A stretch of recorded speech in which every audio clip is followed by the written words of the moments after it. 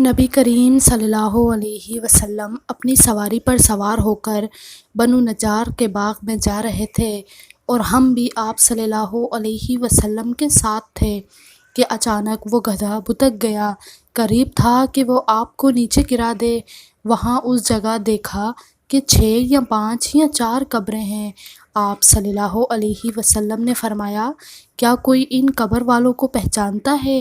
تو ایک آدمی نے عرض کیا، میں ان قبر والوں کو جانتا ہوں۔ آپ نے فرمایا، یہ لوگ کب مرے ہیں؟ اس آدمی نے عرض کیا، یہ لوگ شرک کی حالت میں مرے ہیں۔ تو آپ صلی اللہ علیہ وسلم نے فرمایا، اس جماعت کو ان قبروں میں عذاب ہو رہا ہے۔ کاش کہ اگر مجھے یہ خیال نہ ہوتا کہ تم لوگ اپنے مردوں کو دفن کرنا چھوڑ دو گے۔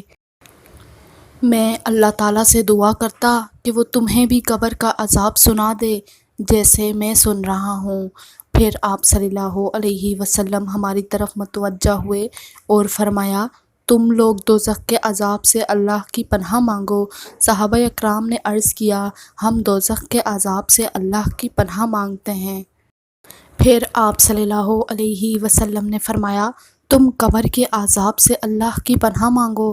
صحابہ اکرام نے عرض کیا، ہم قبر کے عذاب سے اللہ کی پناہ مانگتے ہیں۔ آپ نے فرمایا، تم ہر قسم کے ظاہری اور باطنی فتنوں سے اللہ کی پناہ مانگو۔